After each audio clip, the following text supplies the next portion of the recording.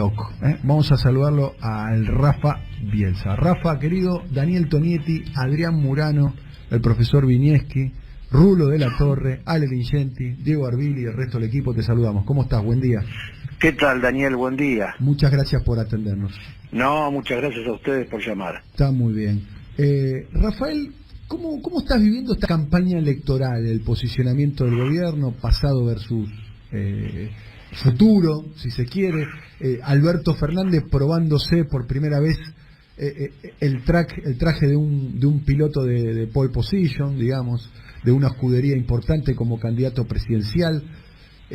¿Cómo estás viendo este posicionamiento de las dos fuerzas políticas más importantes?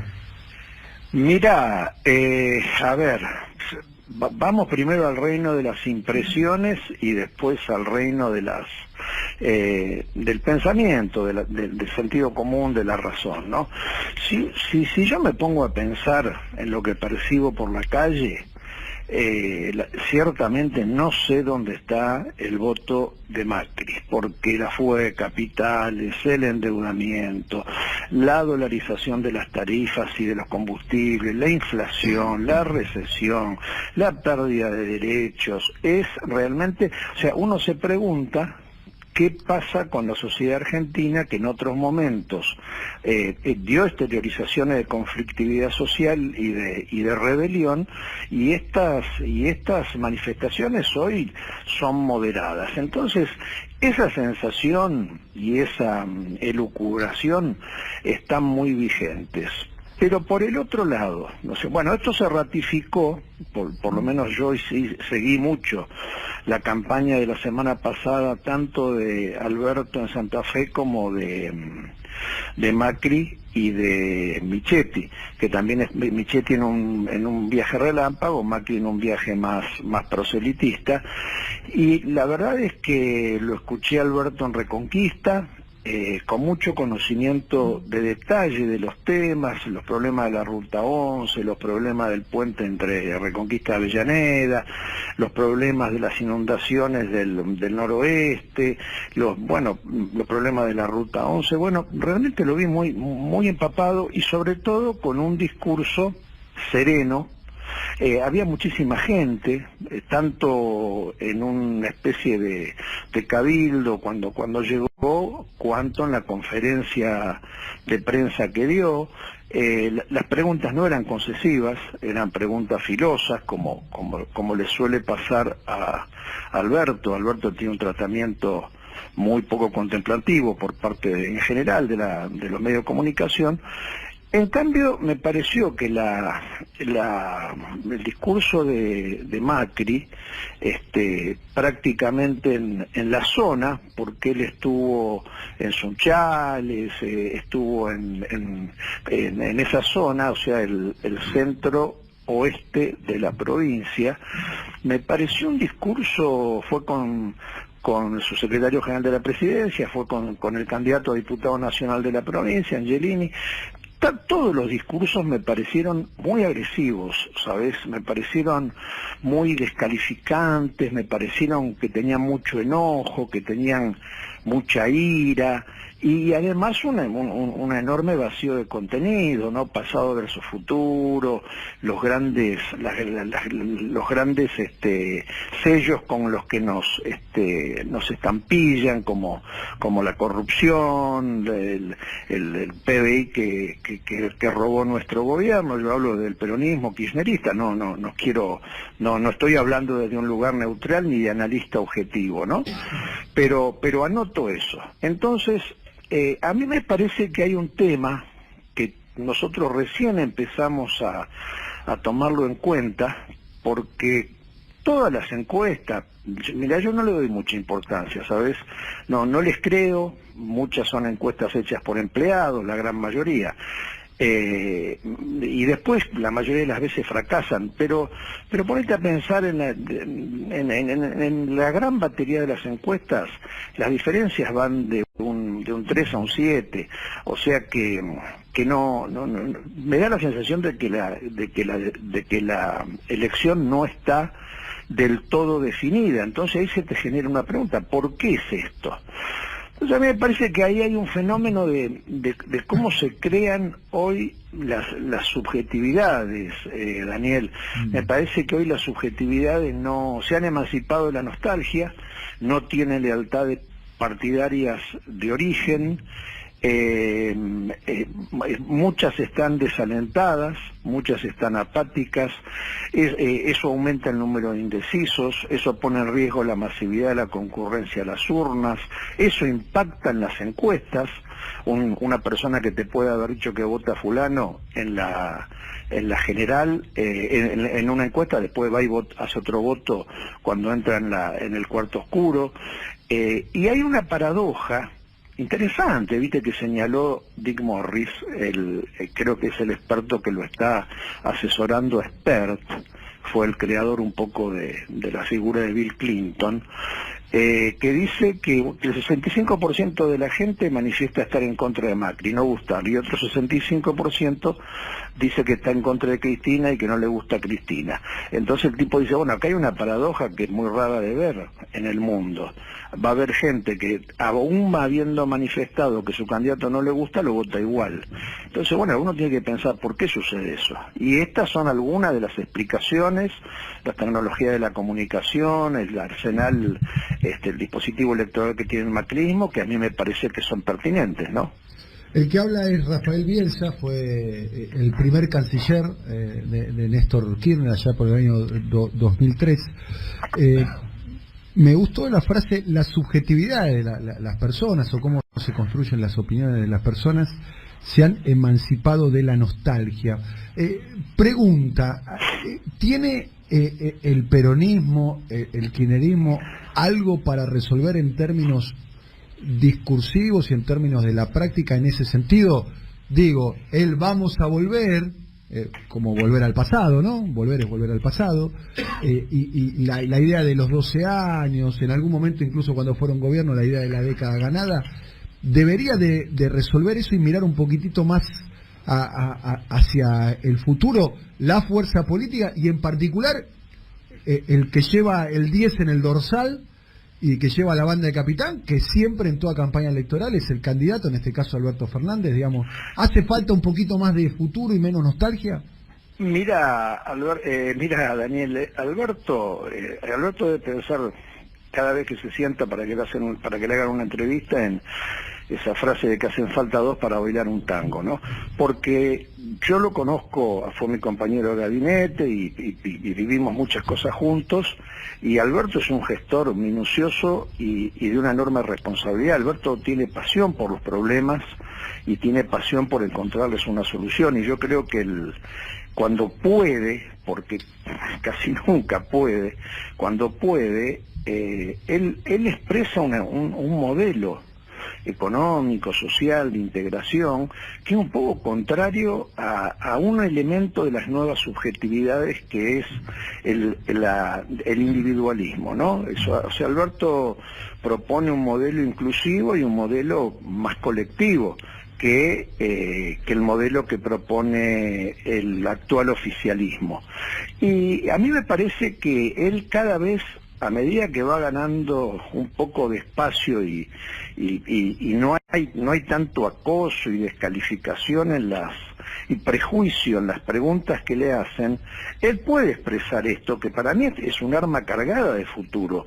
En realidad es curioso que Macri diga que hay que votarlo para dejar atrás el pasado y ir al futuro, cuando ese futuro que Macri promete, la Argentina ya lo vivió con Martínez de Oz, ya lo vivió en la década de los 90, entonces un futuro curioso. Me hace acordar de la serie Dark, ¿no es cierto? Parece que han encontrado la cueva por donde es posible viajar al pasado y viajar al futuro. ¿Por qué promete un futuro que es absolutamente inviable para la gran mayoría de los argentinos? Y eso lo sabemos todos. Rafael, o sea, sí. ¿Qué tal, Adrián Mura? ¿Cómo te va? En relación Hola, a esto Adrián. último, algo que decías al principio, que es, no veo quién lo va a matar a Macri porque en la calle todo el mundo está mal. Ahora, vos articulás con lo que se conoce como el círculo rojo, es decir, con los empresarios. De hecho, trabajás en una empresa importante. Sí. ¿Qué dice el círculo rojo respecto a un triunfo de Alberto? Porque va a meter mucho miedo el gobierno con ese cuco, con que el kirchnerismo o que el círculo rojo es reactivo a las empresas argentinas, los grandes empresarios, incluso las multinacionales, son reactivas al kirchnerismo? Mira, acá hay dos elementos, Adrián. El primer elemento es lo que dicen y el segundo elemento es dónde la ponen. Cuando meten la mano en el grilo, ahí está la verdad. Y a mí me parece que lo que dicen los empresarios en sus cámaras, esas tibias mostraditas de uñas de las garritas, no tiene nada que ver con lo que hacen. Y lo que hacen nadie lo expresó mejor que Guillermo Calvo. Yo creo que el Círculo Rojo le picó el boleto a Macri. No me gusta esa expresión de Círculo Rojo porque los integrantes son diversos y dispersos, ¿no? Pero digamos, cuando en este gobierno las condiciones para la inversión productiva se han estrechado hasta el círculo más íntimo de relaciones del actual presidente. Si vos tenés actividad financiera, vos tenés activos energéticos, vas a ganar dinero. Si a lo mejor, si te conseguís un buen FOT, podés hacer una obra de real estate, de inmobiliaria, y ganar un buen dinero. Y el resto la mira por TV. Entonces, yo creo que lo que dijo Calvo, que fue distorsionado o ignorado por los medios hegemónicos, es lo que piensa el llamado Círculo Rojo. En estas condiciones no hay forma de que personas que tienen muchísimo dinero, y la gran mayoría de ellos en el exterior, y muchos de ellos en actividades productivas en el exterior. Nosotros tenemos un presidente que lo fue a laudar, a aplaudir a Paolo Roca cuando inauguró una planta en los Estados Unidos. Es una cosa, yo te digo francamente, si en Argentina hubiese ocupación plena, no me molestaría, porque siempre es lindo tener varias multinacionales. A más multinacionales, mejor. Multinacionales. Política del Clubhouse en un condominio, dejaste otra frase que es: el Círculo Rojo le picó el boleto a este gobierno. Pero por otro lado, estamos hablando con Rafael Bielsa. Se ve que muchos empresarios importantes de empresas importantes han salido del placar en términos ideológicos, han armado un grupo de WhatsApp que tiene 220 miembros, donde están, por caso, los integrantes de lo que se llama los unicornios. Las empresas unicornios, que son las empresas que tienen una evaluación de mayor a $1.000 millones y que son empresas tecnológicas. Está Despegar, Mercado Libre, sí, está Migoya, está Galperín, Globan, ¿sí? Está OLX con Alex Oxenford y demás. Y salieron fuertemente los empresarios que uno podría interpretar que son las personas que personifican lo que se llama la figura del Círculo Rojo, a apoyar fuertemente y a instalar temas de campaña, por caso la reforma laboral. Mira, te voy a decir una cosa. En primer lugar, vuelvo a lo que te dije antes, ¿no? No me interesa tanto lo que dicen, sino si la ponen o no la ponen. Como dicen los anglosajones, show me the money, mostrame la plata. Porque un mensajito de WhatsApp, instalar un tema, sobre todo temas que son ampliamente favorables para una visión de la economía y para una visión respecto de los que menos tienen, de los desheredados, de los cabecitas negras, los descamisados, como los quieras llamar, que es la precarización laboral, la reforma laboral, la reforma fiscal, la reforma previsional. Bueno, toda esa música nosotros ya la escuchamos en los 80, la escuchamos en los 90, achicar el Estado es agrandar la nación, toda esa suerte de macanas que después terminaron en catástrofe, pagando las deudas, el Estado las deudas privadas, el endeudamiento privado, en la crisis del 2001. Entonces, yo te digo francamente, cuando yo los veo ponerla en las mesas de negociación, en los proyectos de inversión, en todo lo que tenga que ver con... Mira, todo lo que es obra pública, todo lo que son grandes obras tiene mucho costo hundido al principio. La recuperación de la inversión es a mediano largo, no es nunca rápida. Entonces ahí vos ves cuál es el temperamento, independientemente de que cada uno legítimamente, ¿viste?, lleve agua para su molino. Yo digo, son cosmovisiones, porque como le he dicho a más de un de estas personas que conforman el grupo de WhatsApp, el destino es inexorable. Si alguien piensa que se puede vivir en una Argentina para 5 millones de habitantes, mira, en algún momento se va a bajar en un Rapipago, o en algún momento se va a bajar a comprar un jugo de naranja que se olvidó, y un negrito jugadísimo le va a meter 30 puñaladas. Como pasa en Brasil, por ejemplo, como pasa en los países con una extraordinaria inequidad en la distribución de la riqueza. Acá hay 3 palabras, muchachos, por lo menos para mí, Una palabra es sacrificio compartido, que es el principio de todas las leyes de emergencia económica. La segunda palabra es equidad en la distribución de la riqueza. Si la riqueza se distribuye como se está distribuyendo, no tenemos destino, porque no tenemos destino ni siquiera en un plano que es el de la seguridad, que tanto aquella a las clases medias o a las clases medias aspiracionales. Y la última es ¿para qué? O sea, ¿para qué me estoy sacrificando? Bueno, para formar en 6 años masivamente ingenieros en sistemas, ingenieros en microorganismos, ingenieros en robótica, en todas las disciplinas que le permiten añadir valor a lo que nosotros por naturaleza somos capaces de tener o de hacer, desde vientos para energía eólica hasta ponerle mucho valor agregado a la cadena alimenticia, y no venderla en los primeros escalones de agregación de valor, sino venderla en los últimos escalones. Entonces, si te salís de ahí, y yo creo que este gobierno, basta ver lo que ha hecho con la investigación, basta ver en qué condiciones, porque es curioso, se sigue hablando de 11, se sigue hablando de los dolorosos muertos de 11, pero ¿y el Ara San Juan? ¿Qué pasa con el Ara San Juan? ¿Qué pasa con la tecnología que hubiera debido poder establecer que ese dispositivo no estaba en condiciones de navegar? Entonces, me parece que uno tiene que ser justo, tiene que ser equilibrado, tiene que ser apasionado. Yo me apasiono cuando veo la injusticia, pero independientemente de eso, también tenés que pensar las cosas en estos términos. Y eso no tiene que ver con la plata, Vietnam tiene el tercio de ingreso per cápita que nosotros, y gana premios PISA en matemática. ¿Por qué? Y bueno, porque se dieron cuenta que tiene que formar generación de chicos especialistas en ciencias duras.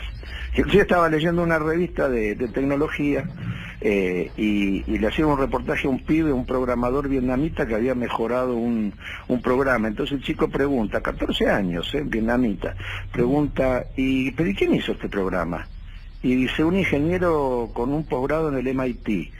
¿Qué edad? Pregunta, 27. No, es viejo, dijo. No, ya es viejo. Entonces este es el mundo que estamos viviendo. O nos hacemos cargo y tratamos de entenderlo para poder, modestamente, dentro de nuestras posibilidades. No te vas a creer que geográficamente Australia está en mejores condiciones que nosotros, ni hablar Nueva Zelanda. Pero ¿por qué son países donde se puede vivir feliz sin tener que pedir permiso? Bueno, pues son países ordenados, que han encontrado un camino, una ruta, lo han sostenido, no se andan maltratando, no son frívolos y superficiales en la discusión política. Yo a veces lo veo, Alberto, te digo, me consterno, porque no hay modo de encontrar unos interrogadores como ustedes, que recuerdan una frase que uno dijo hace 2 minutos y medio y repreguntan inteligentemente y buscan una endija. No, son demoledores. ¿Cómo se puede hacer para levantar dice, esta es una campaña plana donde faltan ideas? Bueno, déjamelas decir. Si querés que no sea plana y que haya ideas. Y les puedo asegurar que a Alberto, si algo le sobran, son ideas. El que habla es Rafa Bielsa. La última pregunta, quiero aprovecharte tus conocimientos de política exterior.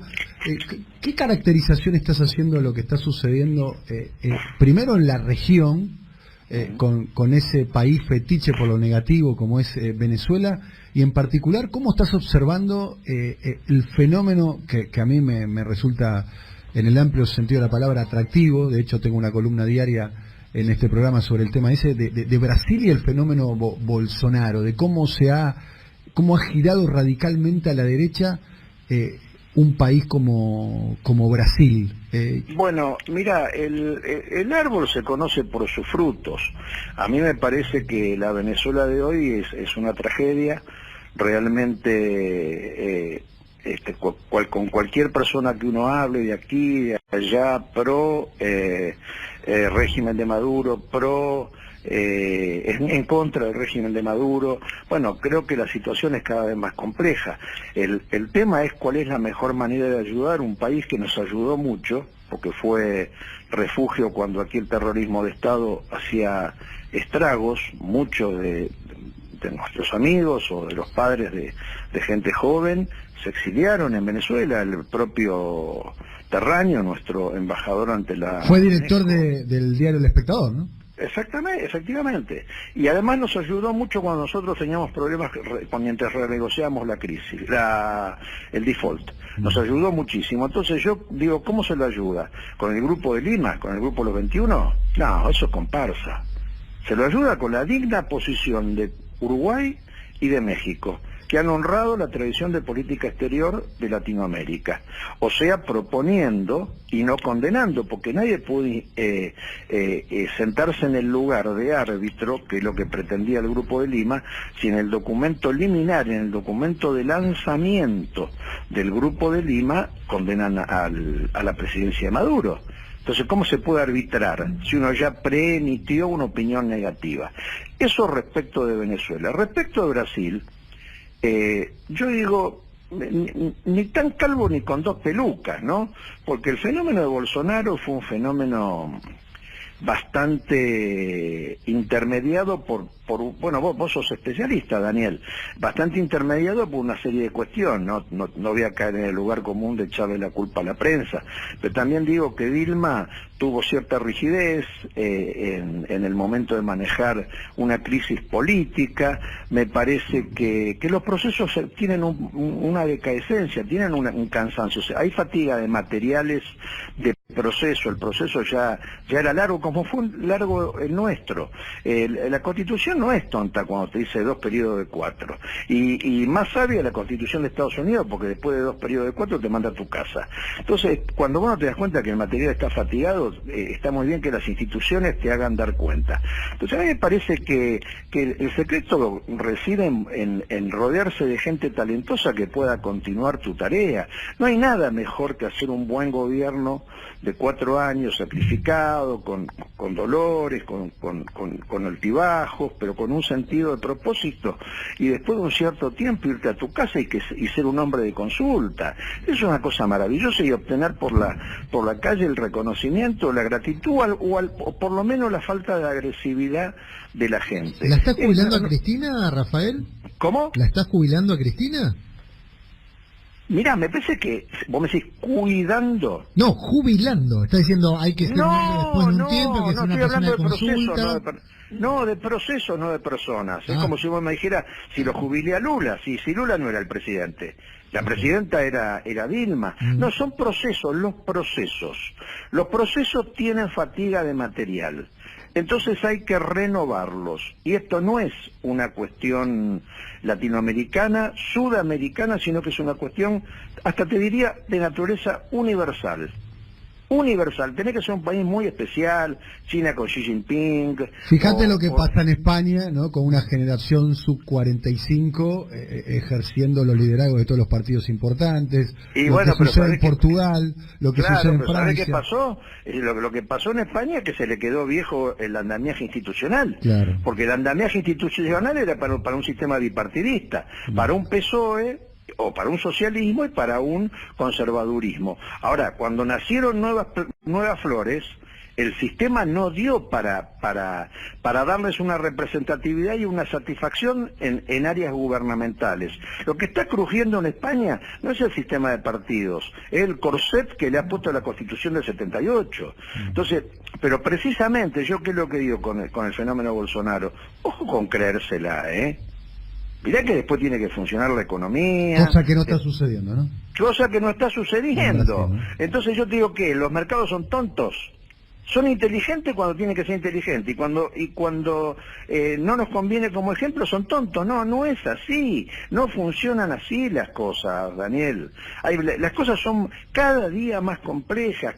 Mirá, hay un tipo que es extraordinario, extraordinario te quiero decir como entomológicamente, ¿no? Para observarlo bajo una lupa, que es el ideólogo de la aparatología. Hola. Sí, te escuchamos. No, el ideólogo de la aparatología que llevó al triunfo al Brexit. El tipo se llama Cummings. Bueno, este Cummings, que acaba de entrar al gobierno de la mano de Boris Johnson con un puesto importantísimo, el tipo dice, bueno, la complejidad y la modernidad no es ni buena ni mala, es inevitable. Y bueno, sí, es inevitable. Entonces, o nos hacemos cargo de ella y tratamos de poner nuestras categorías y nuestros valores en ese contexto, o si no, no vamos a entender lo que está pasando. Yo trato más que de condenar, de entender, ¿no? Estamos hablando con Rafa Bielsa. Te queríamos comentar algo. El otro día sacamos a un oyente, nosotros hacemos una sección que la inauguramos la semana pasada, de sacar un oyente que vive en el exterior, y sacamos a un rosarino, se llama Facundo Greco, que es arquitecto urbanista y decidió la especialidad en urbanismo porque la inspiración fue tu hermana, María Eugenia, que fue docente de él. Claro, exacto, ella es docente de urbanismo. Así que hay un pibe rosarino, compañero, que está en Zúrich, Suiza, especializándose en urbanismo. ¿No? Porque decía, rebuscándosela, sí, de hecho, no sé si no cobró un seguro de desempleo. Estaba cerquita del seguro de desempleo, está en el paso previo. Y la fuente inspiradora para su vocación fue las clases de tu hermana, así que no me cabe ninguna duda. Se llama Greco, ¿no? Porque yo la voy a llamar para Facundo Greco Perfecto. Con doble C, Facundo Greco. Rafa, como siempre, un placer conversar con vos, mucha repercusión en las redes y en nuestros oyentes de nuestra conversación, nuestro diálogo. Un abrazo. No, el gusto es mío, realmente me siento muy gratificado de poder hablar con personas que por lo menos tienen oídos para escuchar y inteligencia para repreguntar. Muchas gracias, y bueno, podés sintonizar la M530, la señal histórica de las madres. Nosotros estamos aquí de 9 a 12 todos los días, y cuando tengas tiempo y ganas, si querés pegarte una vuelta por la radio a conversar más extensamente en el piso, invitadísimo. Muchísimas gracias, muchachos. Un abrazo. Gran abrazo. Hasta luego. Rafael Bielsa, el hombre que terminó configurando lo que terminó siendo la política exterior, un giro de la política exterior argentina allá por el año 2003, que marcó un poco el rumbo del gobierno. Una persona interesante. ¿Él venía del Frepaso previamente? Sí. Había estado en el Frepaso, venía del peronismo y demás. Amigo personal de Rodolfo Galimberti, de Galimberti. De Galimberti, por lo menos está muy bien contado eso en el libro de Roberto Caballero y Marcelo Larraqui. Siempre es muy interesante. Por eso estaban ahí cerquita de la Sigen por Corrientes y Paseo Colón.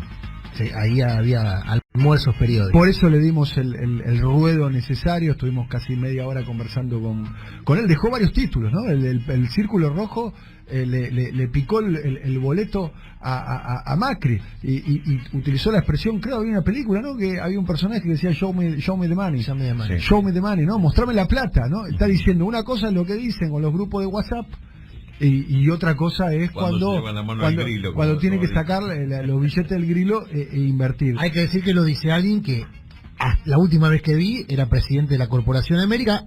Antes de eso, integrante del directorio de Aeropuertos Argentina 2000, muy vinculado a la familia Urnequian, que debe ser uno de los 4 o 5 empresarios de rubro más importantes de la Argentina. Sin duda alguna. Polirrubro aparte, porque tiene intereses energéticos, agropecuarios, en biotecnología, y fundamentalmente la operación de aeropuertos. Por eso, y la Corporación América, que es transformando casi una de las pocas multinacionales de origen argentino, ¿no? Claro. Bueno. ¿No? Por eso digo que no lo dice alguien que está afuera de ese mundo, no lo dice alguien que no conoce el lenguaje. Bien. Y a mí me dejó una frase muy bella desde el punto de vista poético y literario, que me parece que es para analizar y da en el corazón de lo que se está debatiendo en términos contemporáneos, porque además patea el hormiguero con belleza, y es a la sala de máquinas emotiva de el dibujo, comillas en el aire, peronismo. Todo esto para decir la frase: Las subjetividades se han emancipado de la nostalgia. Digo para aquellos de el vamos a volver, aquello de los 12 años y demás, que lo noto mucho, que creo que para mí es un demérito del candidato de la oposición, Alberto Fernández. Para mí Alberto Fernández debería empezar a presentar cosas más de futuro, digamos, a enamorar con las cosas que van a pasar. A mí, que ustedes conocen cuál es mi identidad política, con lo del 2003, lo del 2005, a mí no me convencés con eso. Y no me imagino a los sectores que son los sectores más débiles, más indecisos. Una cosa más bueno, lo de la LELIC es un discurso de futuro, ¿no? Bien. Sí, medicamentos y jubilaciones. Son, o sea, los tres elementos que hasta ahora marcó como elemento del futuro. Hay un problema, Daniel, con esto. Pero yo digo, voy a terminar mis 4 años de mandato y voy a garantizar de que las clases el primer lunes de marzo empiecen en todo el país siempre. Voy a trabajar para eso. Alberto no es el único. Alberto no es el único. Digo, voy a hacer eso. En este país el tema del inicio de clase, que es dramático. No nos damos cuenta porque nos acostumbramos. Hay un problema. El 15%, 10-15% de indecisos, que es lo que tiene que convencer a Alberto Fernández, y hay un informe que salió este fin de semana, está enojado con la política, descree de las promesas, por eso no hay promesas en la campaña, porque ese porcentaje al que Alberto quiere convencer es descreído de la política, está enojado con la política, descree de las promesas y no quiere escuchar cosas rimbombantes. ¿Por qué? Porque viene la decepción de Macri, que le prometió esto que vos decías, le prometió, no van a pagar el impuesto a la ganancia, va a haber pobreza cero. Entonces es deliberada la ausencia de promesa. Está bien, pero forma parte de un diseño de campaña. Las apelaciones al pasado no son de Alberto exclusivo. Quien más también la ausencia de promesa hace que desmoviliza tu base propia, que son los que tienen que salir a la calle a buscar los votos de los indecisos también. Vos tenés que generar una especie de, lo dijo el otro día, lo marcamos acá, lo dijo Capitanich, un poquitito de mística. Todas las últimas declaraciones, un poquitito de mística. Todas las últimas declaraciones de Cristina fueron apelaciones al pasado. Sí, igual Cristina es uno de los grandes defectos discursivos de Cristina. Todas. Cristina está enamorada de su gobierno, y está muy bien porque su gobierno tuvo cosas buenas, tuvo cosas regulares y tuvo cosas malas. Para mi gusto, ustedes saben lo que opino de Cristina, es la persona más importante de la historia contemporánea, para mi gusto. Aún así, tuvo cosas malas y tuvo cosas regulares. Discursivamente es pasado. Y yo no estoy a favor de la gira con su libro contando anécdotas de su gobierno. No estoy a favor. Eran los roles. Cristina hablaba de su gobierno y reafirmaba la idea pero bueno, la idea que se vuelve al asado. Hay una base del 30% que siguió fiel todos estos años, que no condice con ese. Y que la continuidad de esas políticas, porque lo que plantea Cristina es la continuidad de políticas interrumpidas en estos 4 años. Lo que tiene que plantear Alberto es la continuidad de esas políticas mejoradas y con elementos del presente, que no son los mismos elementos. Si la gente hubiese querido la continuidad de la política, hubiese ganado en 2015 o 2017. Perdieron hasta donde yo sé, ¿o no? Bueno. Exacto. No, bueno, pero es una base. ¿Perdieron o no? Bien, pero el tema es que tenés que conformar esa base electoral y al mismo tiempo a la que no te votó. Tenés que conformar a los dos sectores sociales. A ver, yo particularmente como ciudadano, yo no quiero volver al 2015. Yo quiero mejorar lo del 2015. Quiero que las cosas malas del 2015 me digan que no las van a hacer. No quiero, el vamos a volver es muy nostálgico. Insisto sobre la frase de Rafa Bielsa. Es muy buena la frase de Rafa Bielsa. Sí. Para mí, la voy a poner de vuelta, a ver. La voy a buscar. Sofisticada, muy buena, sofisticada también. La subjetividad del presente, algo así era, ¿no? Acá está, perdonen. Las subjetividades se han emancipado de la nostalgia. 10:45 minutos, ya no tenemos entrevista, así que el resto del programa va a ser acá con los muchachos.